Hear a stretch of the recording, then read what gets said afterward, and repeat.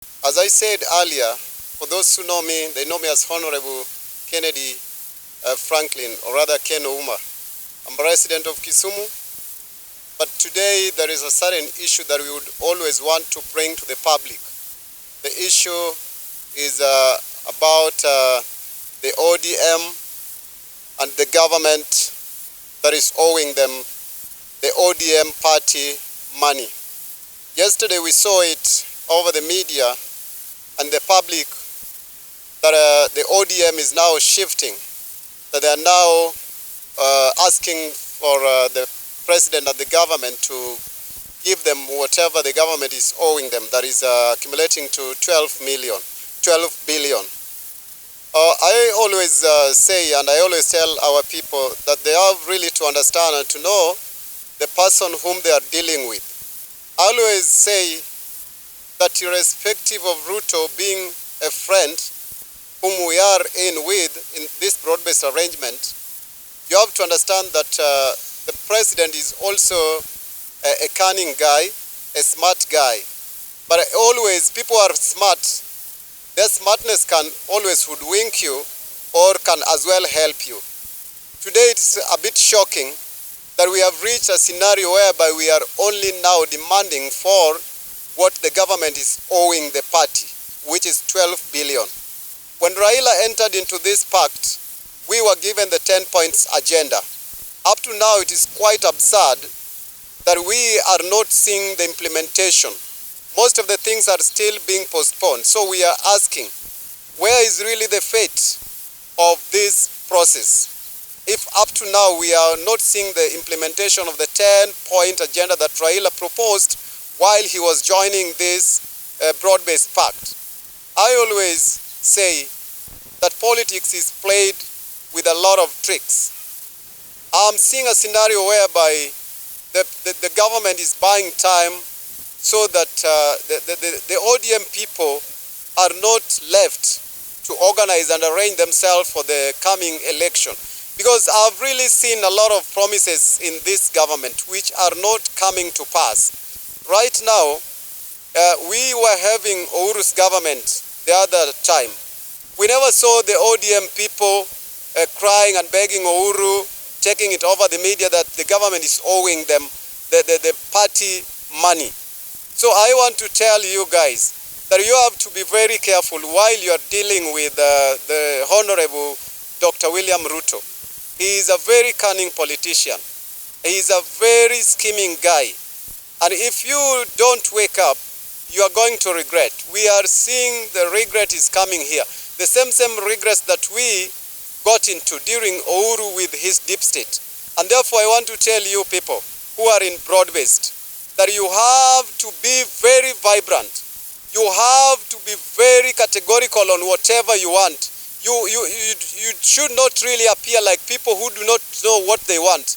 Today you want power. The president mocked you publicly while he was having a visit in Italy, that you see, wengine wanataka power. That was kind of a mockery statement. He knows that you want power, but he's also kind of, how do these people want this power? So today, it's not a matter of compensation, it's not a matter of inclusivity, it's not a matter of security, it's not a matter of health, it's now a matter of the ODM asking the government to give them what the government is owing them.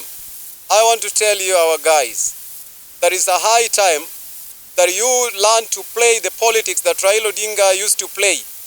Those who want to emulate the Raila Odinga's kind of politics must always learn to understand the ideologies of politics that Raila was playing. Raila was never playing the politics of desperation. Raila was never playing the politics of begging. Raila was never playing the politics of any kind that shows that he was a weak man. The government would always want to deny you something unless you prove yourself to be a tough person. But anything that would prove that you are tough is with the people. Raila Odinga understood that the power and sovereign powers belongs to the people. So if you want to deal with Ruto, I'm sending you this warning. Our team in broad-based, You cannot deal with people as individuals. You will only deal with people if you have got the masses, if you have got the command of the people. That is the ideologies and the principles that Raila used to play. But if you want to play like you are good, you are calm, you just want to beg, you are pleading, I want to tell you there is nothing that you are going to get in this government. And I want to thank our brothers Sifuna and Babu. They are kind of portraying a kind of politics that shows that indeed they were true students of Raila.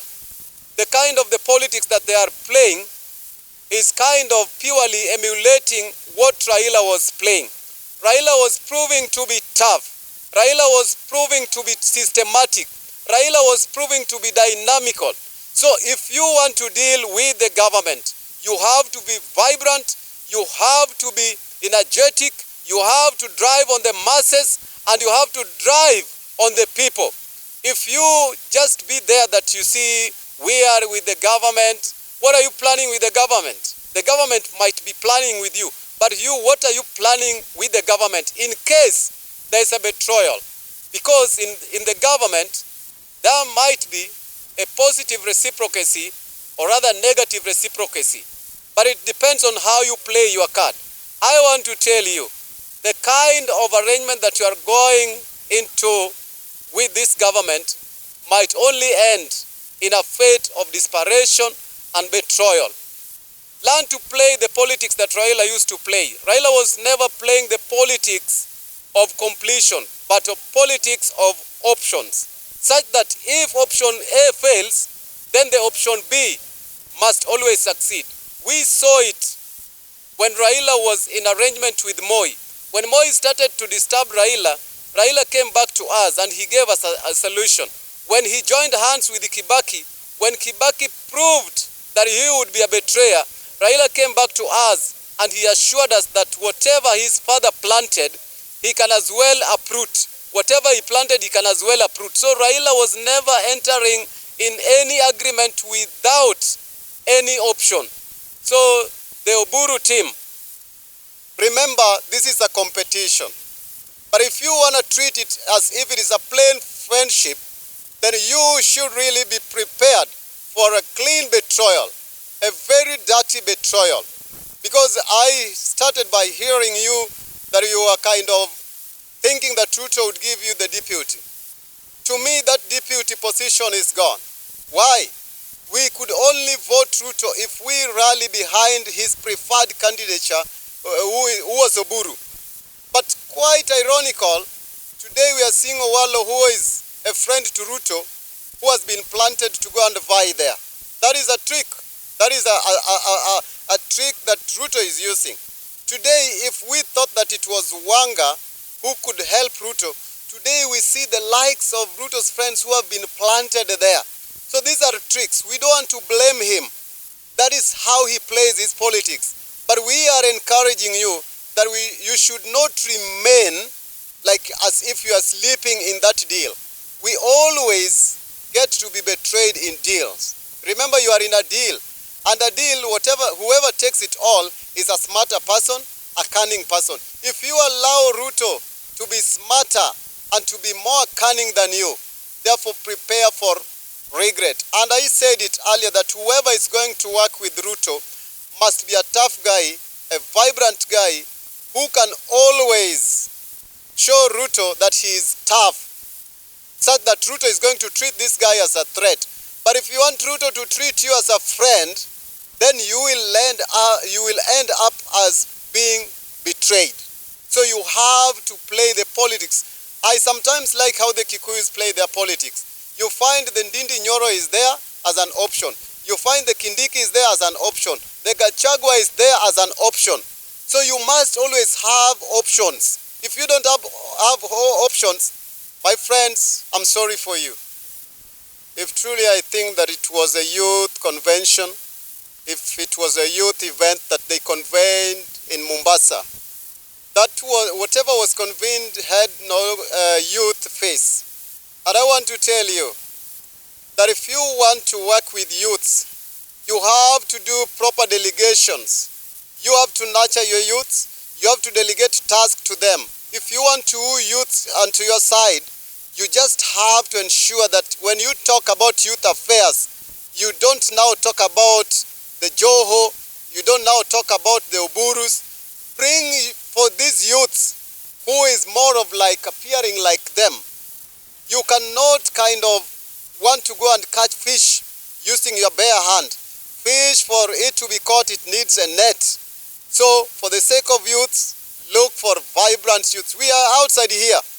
Even to us, you can as well rush out to poachers. We have got vibrant youths, we have got energetic, we have got focused and future-oriented youths. If you want us to woo for you youths into your side, we can do it. But don't kind of try to hide. You see, we are youths. Don't use our names when our ages are not there. In the recent past, we have not seen the frequencies of underground rallies. Even to us as the public, we are asking what would have happened. But we are kind of speculating that maybe they have run out of funds, or maybe perhaps the fund or the donor is seeking to withdraw. So I want to tell you that if it is a matter of pursuing this money that the government is owing you, talk to the government so that you can be paid this money to be able to facilitate your rallies, to be able to meet the people, and to be able to plan how Raila used to plan priorly. But if you are waiting for a funder to give you funds, remember, we are in competition. That is what I always tell my people, that when Gachagua was going to deputize Ruto, indeed we were told that the much that he gave Ruto in his campaigns. And that is why he commanded and insisted that he was the one to deputize Ruto. So if ODM would want to produce a running mate, you have to have money. You cannot be given a running mate as well you are given money. You're gonna choose one thing. But if you choose to be funded, take the funds and forget the position. If you want the position, look for the funds and go for the position. That the president was funding the underground. I don't know who would also be funding the other wing. But whichever the way, all these rallies, they need fundings, they need donors, they need well-wishers, they need sponsors. So if in case that it was true, as we used to speculate, that it could be that the president was facilitating the underground rallies, so we fail to understand if how it would be after spending his money there, and now these guys are again demanding for money. But again, it is their right. If it is enshrined in the Constitution that the government has to give these stipends to these parties, therefore ODM has got a right, irrespective of whether the government funded them or rather if the government never funded them. If it is in the Constitution, I don't really think that there is a certain place in the Constitution that writes that where if the government funded them, now they cannot demand for their share. So if they were funded, let's talk about that funding. If the government is owing them, let's talk about them getting their share.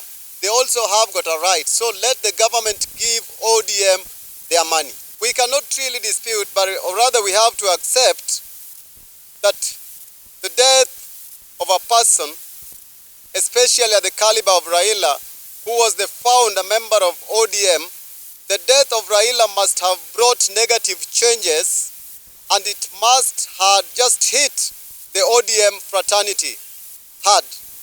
Let me say this. The ODM that we used to see and we used to know during the time of Raila must be completely different with this ODM. We must have experienced some shakings and some movements and some confusions. So this is just normal. My message to our ODM people is that you have to understand that you must always go back, understand one another, swallow your pride, understand that you follow the constitution of that party so that you can strengthen yourself again. If you think that you are dead, you are indeed going to die. But if you think that you can rise and be strong again, then indeed you're going to be strong again. But to me, I must accept that the ODM party of today has got a split, has got differences, which are normal. So don't be afraid, don't be threatened by the division. What should threaten you is if you fail to bring back the unity in ODM so that be a strong party that can file a candidate. I hear you saying that you can file a candidate. I don't really think if you are going to have a capacity that we used to have to file a candidate, because the candidacy of ODM would only be impactious and positive if we would be having Western people merging together with the Nyanza people, together with the Kisii people, going and stretching itself to the coast. But today we are seeing a scenario whereby we are not that contact as Raila left us. So you have to organize and arrange your house so that you can be strong. Thank you so much.